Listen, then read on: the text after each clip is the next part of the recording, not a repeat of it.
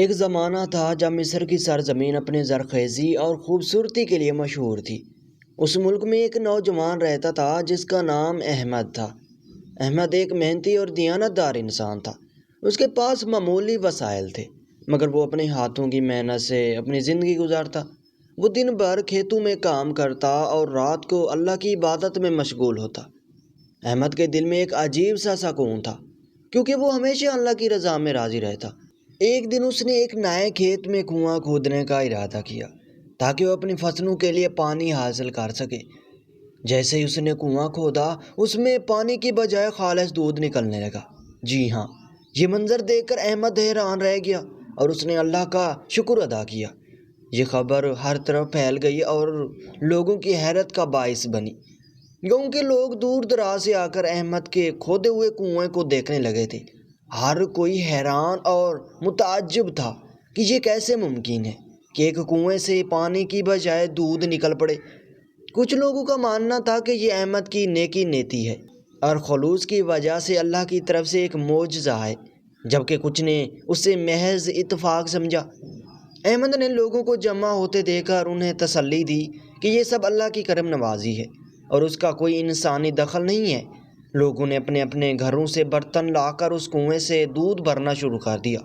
اس دودھ کا ذائقہ بھی معمولی دودھ سے بہت بہتر تھا، جسے پیتے ہی لوگ خود کو تر و تازہ محسوس کرتے۔ بچے، بوڑھے اور عورتیں سب اس دودھ کو پینے کے بعد اپنی صحت میں بہتری محسوس کرنے لگی تھی۔ اس کنویں کا دودھ نہ صرف پیاس بجھاتا بلکہ جسمانی قوت اور توانائی میں بھی اضافہ کرتا تھا۔ ہر گزرتے دن کے ساتھ لوگوں کی تعداد میں اضافہ ہوتا گیا تھا اور یہ کنواں برکت اور شفا کا نشان بھی بن گیا تھا۔ گاؤں کے بزرگوں نے بھی اس کنویں کی تعریفیں کی اور احمد کی دعاؤں اور محنت کو سراہا۔ وہ لوگوں کو بتاتے کہ یہ اللہ کی طرف سے احمد کے لیے ایک انعام ہے، کیونکہ وہ ہمیشہ اللہ کی رضا کے لیے کام کرتا تھا۔ جب لوگ اس کنویں کے قریب آتے تو وہ اللہ کا شکر ادا کرتے اور احمد کی تعریف کرتے۔ احمد نے خود بھی اس کنویں کے دودھ کو اپنے روزمرہ کے استعمال میں شامل کر لیا اور وہ خود بھی اس کی برکتیں محسوس کرنے لگا تھا۔ جلدی یہ عجیب و غریب معاملہ شہر کے بازاروں اور درباروں میں بھی زیر بحث آنے لگا تھا۔ تاجروں اور سیاحوں نے بھی اس کنویں کی کہانی سنی اور اس کی حقیقت جاننے لگے تھے۔ گاؤں کی طرف رخ کیا تھا۔ ہر کوئی اس معجزے کو اپنی آنکھوں سے دیکھنے کی خواہش مند رکھتا تھا۔ احمد کے گھر کے باہر ہر وقت لوگوں کا ہجوم رہنے لگا تھا اور وہ سب اس کی محنت اور دیانت دانی کی تعریفیں نہیں تھکتے تھے۔ اس دوران کچھ حسد کرنے والے بھی پیدا ہو گئے تھے جو احمد کی کامیابی کو دیکھ کر جلنے لگے تھے، مگر احمد نے ہمیشہ ان کی باتوں کو نظر انداز کیا تھا اور اپنے کام میں مگن رہا۔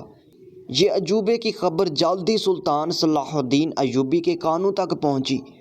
سلطان، جو اپنی رعایا کی فلاح و بہبود کے لیے مشہور تھا، خود بھی اس معاملے کی حقیقت جاننے کے لیے بےتاب ہو گیا تھا۔ اس نے اپنے خاص آدمی کو حکم دیا کہ اس نوجوان کے دربار میں پیش کرے تاکہ وہ خود اس معاملے کو حل کر سکے اور حقیقت جان سکے۔ سلطان دل میں ایک عجیب سا تجسس اور خوشی کا احساس تھا، کیونکہ وہ سمجھتا تھا کہ یہ واقعہ اللہ کی طرف سے ان کے ملک کے لیے ایک خاص نعمت ہے۔ سلطان اپنے وفادار وزیر کو حکم دیا کہ احمد کو دربار میں بلایا جائے تاکہ وہ اس سے ملاقات کر سکے۔ وزیر نے فوری طور پر احمد کو تلاش کیا اور اسے سلطان کے حضور پیش کر دیا۔ احمد، جو ایک سادہ اور عاجز انسان تھا، دربار کی شاندار عمارت میں قدم رکھتے ہوئے تھوڑا نروس تھا، مگر اس نے اللہ پر بھروسہ کرتے ہوئے حاضری دی تھی۔ سلطان نے اسے نرمی سے بات کی اور پوچھا، اے نوجوان، یہ کیا معاملہ ہے کہ تمہارے گھر کھودے ہوئے کنویں سے پانی کے بجائے دودھ نکلتا ہے؟ احمد نے سلطان کی باتیں سنی اور کہا، حضور، یہ اللہ کے ایک اہم دین ہے۔ میں خود بھی حیران ہوں کہ یہ کیسے ممکن ہے، لیکن یہ سچ ہے۔ سلطان نے احمد کی بات پر یقین کرتے ہوئے یہ سب کہا تھا، میں خود بھی یہ دیکھنا چاہتا ہوں۔ تم میرے محل میں آ کر ایک کنواں کھودو اور دیکھو کہ اس میں کیا نکلتا ہے۔ احمد نے عاجزی سے یہ کہا تھا، حضور، میں آپ کے حکم کی تعمیل ضرور کروں گا۔ اگلے دن احمد سلطان کے محل میں پہنچا اور کنواں کھودنے کا کام شروع کیا۔ وہ دن بھر محنت کرتا رہا اور کنواں کھودنے میں مشغول رہا تھا۔ پہلے ہی دن جب احمد کنواں کھودنے میں مصروف تھا، 3 کم سم یتیم لڑکیاں وہاں آ گئی تھیں۔ ان کی آنکھیں میں آنسو تھے اور وہ پریشان ہی نظر آ رہی تھی۔ انہوں نے احمد سے کہا کہ کل 2 نوجوان ہماری بھینسوں کا سارا دودھ چرا لے گئے تھے۔ احمد نے انہیں تسلی دی اور ان کے مسئلے کو حل کرنے کا وعدہ لیا۔ جیسے جیسے دن گزرتے گئے، احمد کنویں کی کھدائی میں مصروف رہا تھا۔ وہ اپنی پوری محنت اور دیانتداری کے ساتھ کام کر رہا تھا۔ ہر روز وہ اللہ سے دعائیں کرتا کہ اس کے کام میں برکت ہو اور وہ سلطان کی امیدوں پر پورا اترے۔ آخر کار ایک دن کنویں کی کھدائی بھی مکمل ہو گئی تھی۔ سب لوگ حیرت اور تجسس کے ساتھ دیکھنے کے لیے جمع ہو گئے کہ کیا اس کنویں سے بھی دودھ نکلے گا۔ جب کنویں سے دودھ نکلنے لگا تو سب لوگ حیران رہ گئے تھے۔ سلطان نے اس دودھ کا مزہ چکھا اور کہا، یہ تو انتہائی مزیدار ہے۔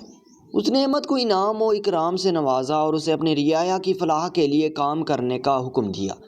سلطان نے کہا، اے احمد، تمہارے اس ہنر سے ہمارے ملک میں خوشحالی آئے گی۔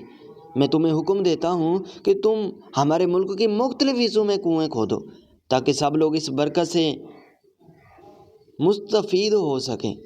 احمد نے اپنی دیانتداری اور محنت کی بدولت نہ صرف سلطان کی نظر میں مقام پایا بلکہ عوام کے دلوں میں بھی جگہ بنائی تھی۔ لوگ اس کی تعریفیں کرتے نہیں تھکتے۔